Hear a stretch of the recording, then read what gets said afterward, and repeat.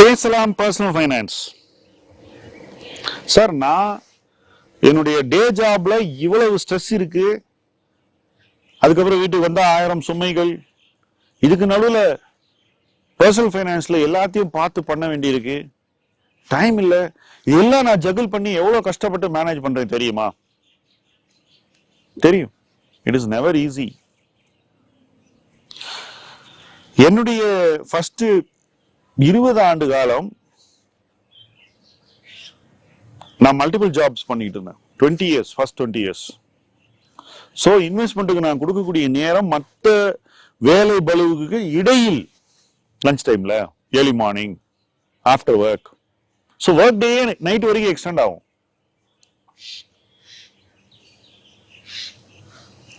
But அந்த அளவு உழைப்பு இருந்தால் மட்டும்தான் நானே என்னுடைய பர்சனல் ஃபைனான்ஸை ஒரு லெவலுக்கு கொண்டு போக முடியும்ன்றத முதல் நாளே நான் புரிஞ்சுக்கிட்டேங்க. அது புரிஞ்சுக்கிட்டது கூட முக்கியம் இல்லை, டே 1ல அதை புரிஞ்சுக்கிட்டேன். ஏன்னா எனக்கு அது புரிய வைக்கப்பட்டது. அது புரிய வைக்கப்பட்ட போது நான் பணிவோடு, இதுல ஷார்ட்கட் கிடையாது, இது ஈஸி கிடையாது, இது கஷ்டப்பட்டாதான் நமக்கு ஓரளவுக்கு புரியும் அப்படின்னு ஏத்துக்கிட்டேன். நான் அதை அன்று ஏற்றுக்கொண்டதுதான் என்னுடைய biggest jackpot, luck, stroke of luck. நான் ஏன் இதை சொல்றேன்னா, இன்றைக்கு என்ன சொல்லப்படுகிறது சொசைட்டில, இது எல்லாம் ஈஸி, இதெல்லாம் இவ்வளவுதான், நீ ஈஸியா பண்ணிடலாம். சரி, உண்மையா இருந்தா நான் தலை வணங்குறேன். பொய் அது. ஒரு பொய்யை இவ்வளவு கான்பிடன்ஸோட ஒருத்தர் சொல்லும் போது நம்ம என்ன பண்றோம், அதை உண்மைன்னு நம்பிடுறோம். நம்பி என்ன பண்றோம், 5-10 வருஷம் ஈஸி வேன்னு ஈஸி வே தேடலையே நம்மளுடைய லைஃபை ஓட்டிடும். நான் ஒரு சின்ன உதாரணம் சொல்றேன். சார், எனக்கு கம்பெனி ஃபண்டமெண்டல்லாம் தெரிய வேண்டியதே இல்லை சார், நான் வெறும் சார்ட்டை பாக்குறேன் சார், சார்ட் பார்த்தா எனக்கு எல்லாம் தெரிஞ்சிருது, அதை வச்சே நான் பர்சனல் ஃபைனான்ஸ் பண்ணிடுறேன். இப்படி சொல்லக்கூடிய நபர்களின் எண்ணிக்கை எத்தனை நீங்க கொஞ்சம் யோசிச்சு பாருங்க. நாம வாங்குறது நிறுவன அடிப்படையில, நாம வாங்குறது நிறுவன அடிப்படையில, நிறுவனத்தின் எதிர்காலத்தை நம்பி. இவர் சார்ட்டை மட்டும் பார்த்து வாங்குறாராம். சரி, இந்த சார்ட் என்ன செய்யுது, இப்படி போகுது மேல, எங்க பீக் கிட்ட இருக்கோ அன்னைக்குதான் சார்ட் ரொம்ப பிரமாதமா தெரியுது, அங்கேருந்து இப்படி வருது. இப்ப இந்த இடத்துல சார்ட் எப்படி தெரியுது? சார்ட் ஏதாவது சொல்லுமா உங்களுக்கு என்ன செய்யணும்னு? செய்வது தெரியாது, வித்துட்டு வெளியே போக வேண்டியதான். சோ ஒன் சைடட் மார்க்கெட்ல எல்லாமே ஈஸி, இது இவ்வளவுதான், வாங்கி வச்சுக்கோ, பணம் பண்ணிடுவ, சிம்பிளிபிகேஷன், பயங்கர சிம்பிளிபிகேஷன். சோ டெக்னிக்கலை வச்சு சிம்பிளிஃபை பண்றது ஒரு பக்கம், ஃபண்டமெண்டலே சிம்பிளிஃபை பண்றது.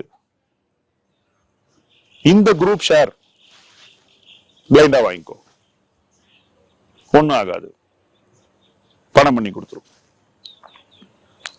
ஒரு பேர் மார்க்கெட்ல ஷேர்ஸ் எல்லாம் புக் வேல்யூ கிட்ட இருக்கும்போது சொன்னா நியாயமான வாதம், தலை வணங்குறேன். எல்லா நேரத்திலையும் சொன்னா எப்படிங்க இது சரியாகும்? கேட்கிறவன் அது ஈஸியா ஏத்துக்குவான்றதுனால ஒரு விஷயத்த சொல்றதா அப்படிங்கிறது. டைமை இன்வெஸ்ட் பண்ண முடியாதுன்னா நாம பர்சனல் ஃபைனான்ஸை என்ன செய்யணும்னு யோசிக்கணும். நாம அதை யாருக்கிட்டையாவது ஒப்படைக்க வேண்டிய ஒரு தேவை வந்துடும். இப்ப நானே என்னுடைய பர்சனல் ஃபைனான்ஸ்ல பல பகுதிகளை வச்சிருக்கேன். Public market portfolio, mutual fund portfolio, ETF portfolio, global portfolio, private markets portfolio, unlisted stocks, இத்தனை போர்ட்ஃபோலியோ இருக்கு. இதுல எல்லாத்தையும் நானே மேனேஜ் பண்ண முடியாது.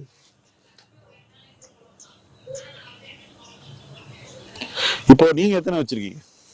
இப்ப நான் 6 விஷயம் சொன்னேன், இப்ப நீங்க எத்தனை வச்சிருக்கீங்க? இப்ப 6 விஷயம் சொன்னா இதுலயே ஈக்விட்டிக்குள்ள ட்ரேடிங் போர்ட்ஃபோலியோ இருக்கு, இன்வெஸ்டிங் போர்ட்ஃபோலியோ இருக்கு, 2 பார்ட் இருக்குல்ல. சிலது ட்ரேடா ஆகணும்ல, அந்த ட்ரேடை எப்படி டீல் பண்ணுவீங்க? இன்வெஸ்டிங் 90%, இன்வெஸ்டிங்கை நான் ஹேண்டில் பண்ணிடுவேன். ட்ரேட் என்னால ஹேண்டில் பண்ண முடியுமா? முடியாது, வேற யாராவது ஹேண்டில் பண்ணி ஆகணும். இதுதான் truth, you have to accept it. அப்ப அதை ஹேண்டில் பண்ற அளவு காம்பிடன்ஸ் உள்ள ஆட்கள் இருந்தா செய்யணும், இல்லைன்னா செய்யக்கூடாது. பெருவாரான நேரம் நான் செய்யறது இல்லை, அதனாலதான் ட்ரேடிங். இப்போ ஒவ்வொருத்தருக்கு ஒரு தேவை இருக்கு, ஆனா நேரம் இல்லை. இப்ப நான் என்னுடைய தேவைகளை சொன்னேன், உங்களுடைய தேவைகள் வேற மாதிரி தான் இருக்கும். பட் உங்க தேவை நிறைய இருந்து உங்களுக்கு நேரம் இல்லைன்னா ஒண்ணு நீங்க உங்க தேவைகளை குறைச்சிக்கங்க, இல்ல யாருனால நேரம் கொடுக்க முடியுமோ அவர் சரியான வகையில் அதை கொடுப்பாருன்னா அவங்கள்ட்ட கொடுங்க. அப்படி ஆள் கிடைக்கலன்னா செய்யாதீங்க. அது இதுதான் சிம்பிள்.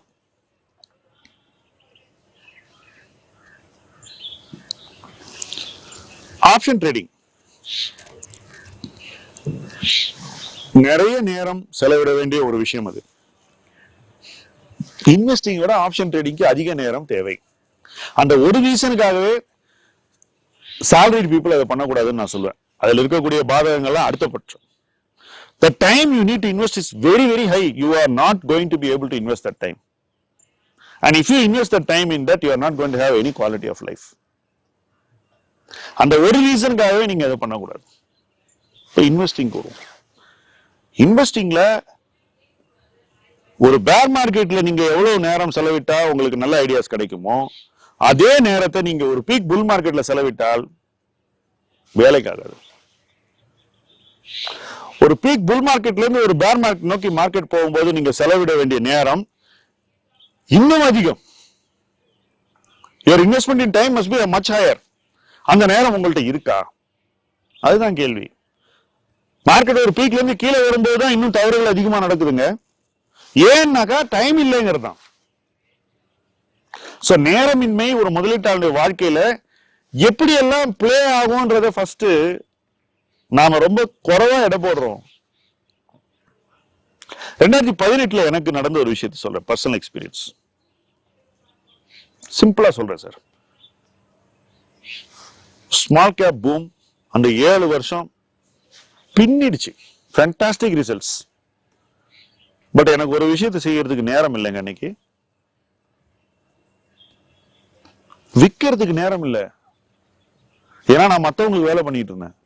என்னுடைய சொந்த பங்குகளை விற்கிறதுக்கு எனக்கு நேரம் இல்லை.